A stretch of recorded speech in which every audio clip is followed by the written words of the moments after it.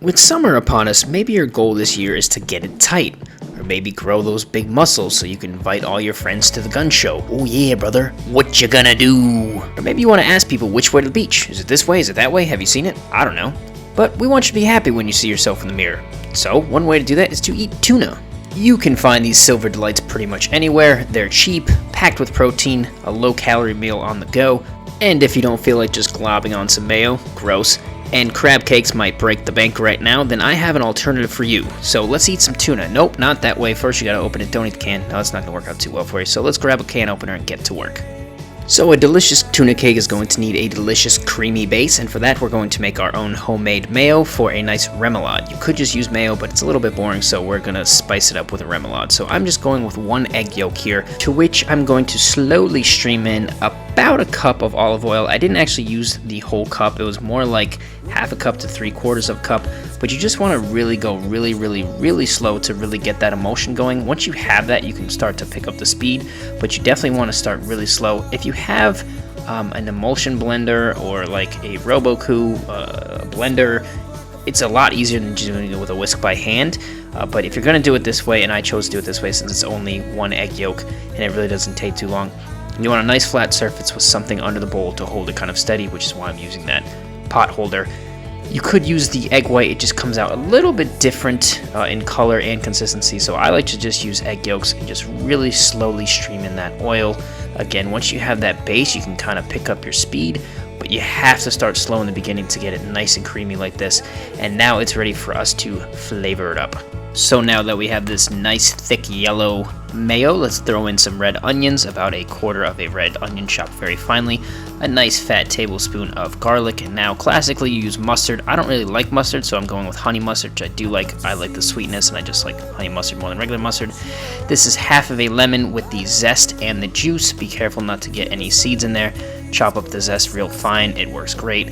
Throw in some chives or parsley or whatever you have for fresh herbs. I'm using chives. And now this is my Creole seasoning. It is what gives it the remoulade, like that signature spicy kind of flavor, and also gives it that nice red bold color. So yeah, I'm going with just a packaged Creole seasoning. If you want to make your own, definitely get some chili peppers, some paprika, all different kind of seasonings, but you can find some really good Creole or Cajun seasonings. Now let's give it a taste. It's the consistency that I want. It tastes really good. Just needs a little bit of some fresh cracked black pepper, so I'm going to throw that in there. It's already spicy and smoky enough, but just that little bit of a bite that I'm missing with black pepper, so I'm going to throw that in there, but adjust yours as needed. And there it is. Let's throw this in the fridge until later. Now I'm going to grab a can of tuna. This is just solid white chunk tuna that was in water. Get rid of the water. Grab your remoulade. I'm throwing in about 3 tablespoons here to this 1 can of tuna. And you just want to mix it up really nice, just to kind of break it up a little bit and make it into almost like a tuna salad, as you can see here. But as you can see here, M-word warning, it's pretty moist, so we're going to need something to pick that up a little bit and dry it out. I'm going with panko breadcrumbs. You could definitely get away with different kinds of breadcrumbs, like Italian breadcrumbs or whatever you have, but I feel like panko, just the size of it and the crunch, just works perfectly for this recipe. So let's mix those in. It's still looking a little bit wet, so I'm going to throw in a few more breadcrumbs. And there's really no rhyme or reason to this. You just want to get it going until you can kind of squeeze it into your hand and form a nice patty of sorts, or a cake if you will. And you can use a scoop or whatever you want to kind of get even portions out of this. I really don't care, so my first one's going to be much fatter than my second one. But I'm just doing this by hand, kind of like shaping a burger patty, or I don't know, whatever you're used to in that shape. But just move it into your hands until you mold it into a very nice tight cake shape. You just want to make sure it's not, if there's like liquid coming out of your hands or it's too wet, you just need more breadcrumbs. If there's too much breadcrumbs, it's just going to kind of dry out and fall apart. So you just want it to be this nice consistency where you can hold this burger shape in your hand, and these bad boys are ready to go. I recommend letting them chill in the fridge for about 10 minutes, just get their shape going, but then pull them out and let them sit at room temperature for a few minutes. And then we're going to throw them into a nice hot pan, about medium-high heat. You definitely want a decent amount of oil in the pan. You don't need this much. I just had more left over from the mayo than I thought I would, so I threw it all in there for some reason. But you really don't need that much oil. The key is to just get the oil hot, get the pan hot, and make sure that the patty is actually going onto the oil. I kind of, because this pan has a lot of miles on it, it's a little bit misshapen. You can see that it didn't really get the oil under it, so it's stuck a little bit.